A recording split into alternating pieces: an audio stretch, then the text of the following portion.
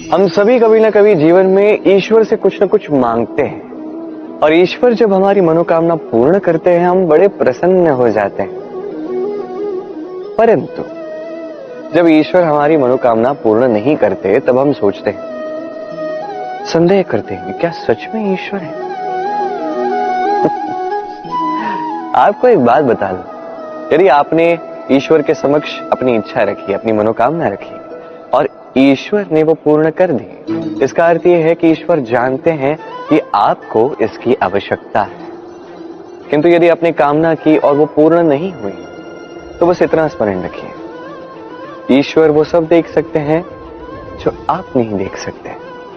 दूसरा कारण ये है कि ईश्वर ये बात भली भांति जानते हैं कि जो इच्छा आप रख रहे हैं वो इच्छा आप स्वयं अपने बल पर पूर्ण कर सकते हैं। तो यदि आपकी इच्छा ईश्वर पूर्ण करते हैं तो उन्हें धन्यवाद कहिए, यदि इच्छा पूर्ण नहीं करते हैं तो और भी धन्यवाद कहिए, क्योंकि वो आपके लिए या तो अच्छा कर रहे हैं या तो आपको उतना योग्य समझ रहे हैं कि आप स्वयं अपनी इच्छा, अपने स्वप्न पूर्ण कर सकते हैं। अपना कर्म करते जाइए, जीवन में आगे बढ़ते जाइए और मेरे साथ प्रेम से कहिए, राधे राधे।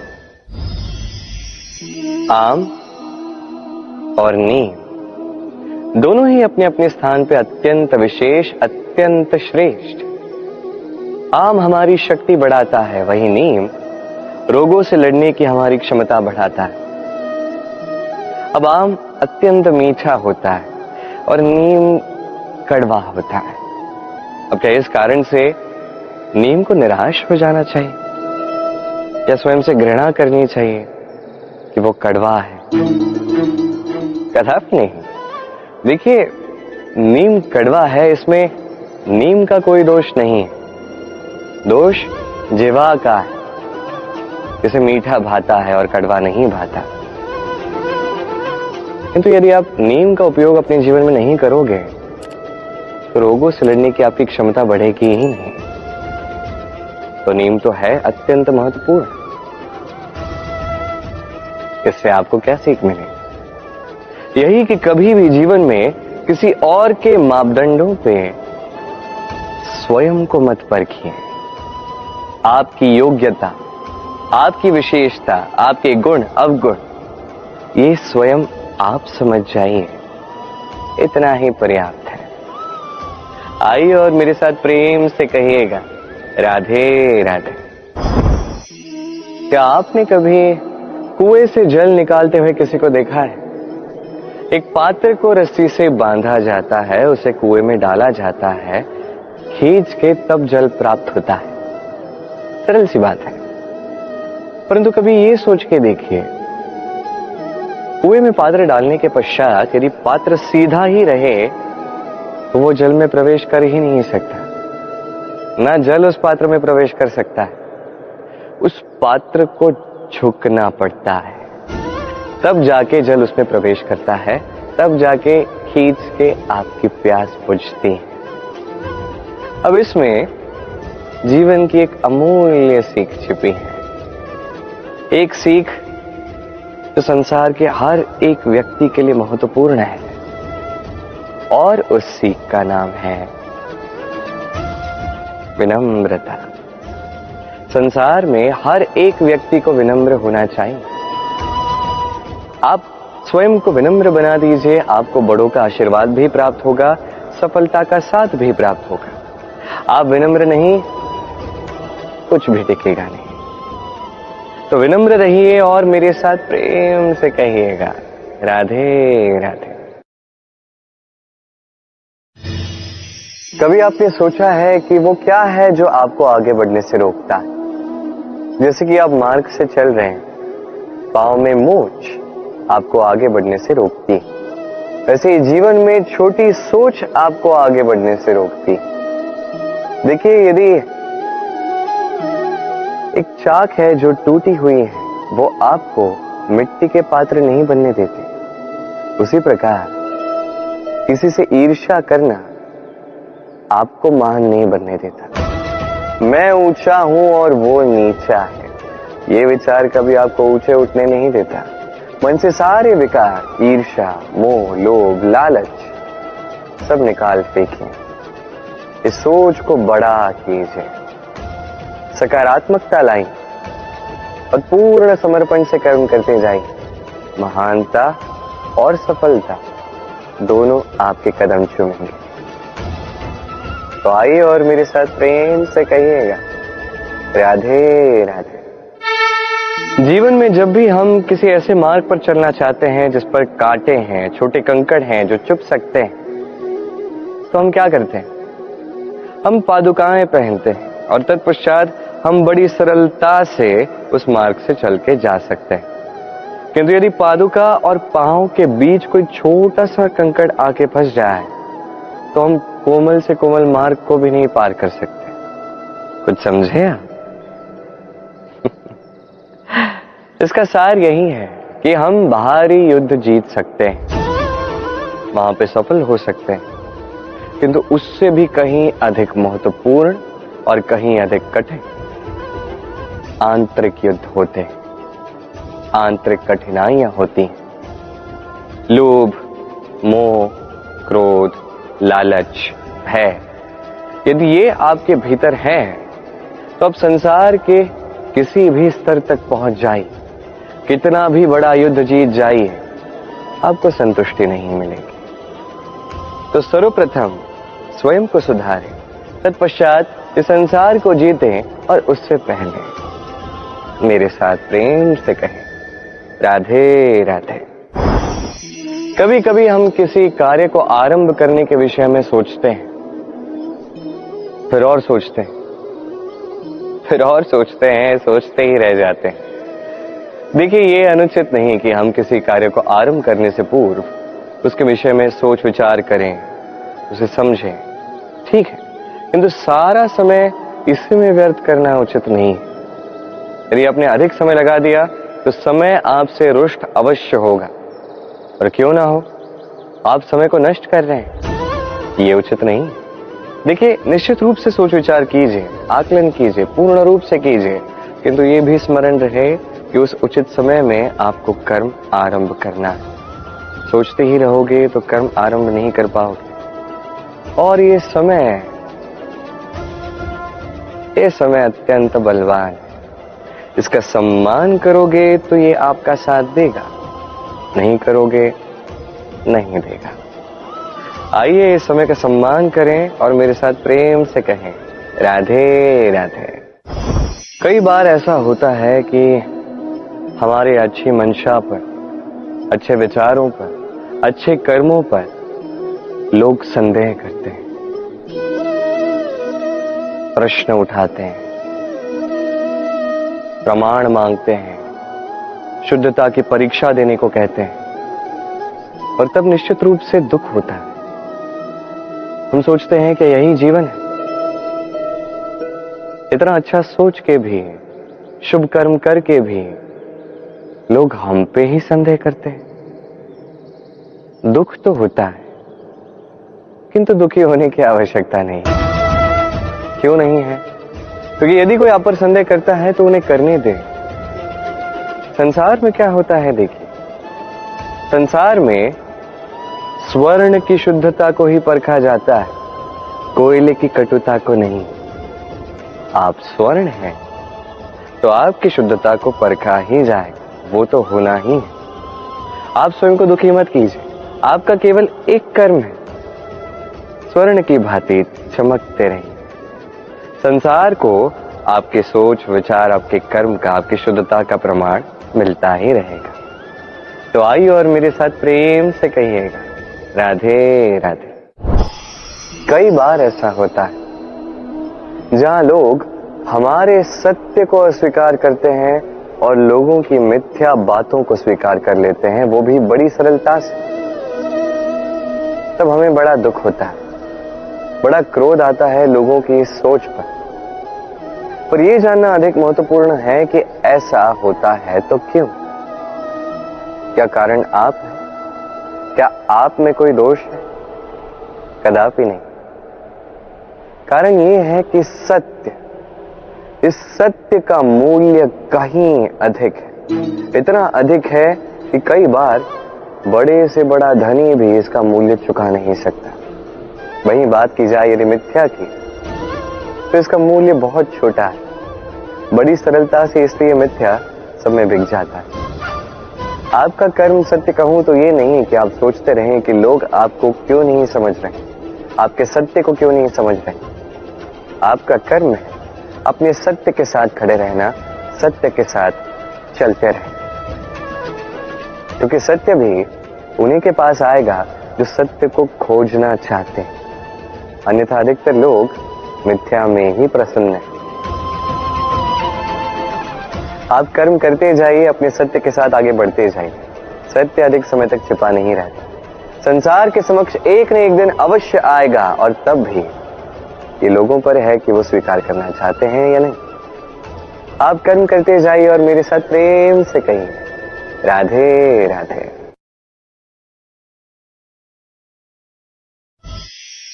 संकट, समस्याएं, कठिनाइयां, ये तो हर एक के जीवन में आते हैं। अधिकतर बार ऐसा होता है कि मनुष्य के जीवन में जब कोई संकट आता है तो वो वहीं भयभीत हो जाता है, चिंतित हो जाता है, निराश हो जाता है। किंतु यदि मैं आपको सत्य बताऊं तो हमारे व्यक्तित्व के विकास के लिए, हमें लक्ष्य तक पहुंचाने के लिए ये संकट, ये समस्याएं, ये अत्यंत महत्वपूर्ण है। और इसका उदाहरण मैं नहीं, अपितु प्रकृति स्वयं देगी। अब स्वयं कभी धरती माता को देख लीजिए। धरती माता सूर्य का ताप सहती है, क्यों? ताकि धरती पर जो जल है वो वाष्प बनकर ऊपर जाए, मेघ बने और धरती पर पुनः एक बार वर्षा करे, नया जीवन दान दे। वही बात कीजिए पतझड़ की, तो वृक्ष को देखिए। पतझड़ की इस ऋतु में सारे पत्ते झड़ जाते हैं, तत्पश्चात उस वृक्ष पे होता है नवनिर्माण, नए पत्ते आते हैं, वो वृक्ष पुनः खिल उठता है, लहलहा उठता है। ऐसे ही आपके जीवन में संकट, कठिनाइयां, समस्याएं ये तो आते ही रहेंगे। आपको इससे भयभीत नहीं होना है, पीछे नहीं हटना है, निराश नहीं होना है, अपितु डटकर साहस के साथ उसका सामना करना। ये करना आप सीख जाएंगे तो आप स्वयं देखेंगे कि यही संकट, यही समस्याएं, यही कठिनाइयां आपको बल प्रदान करें।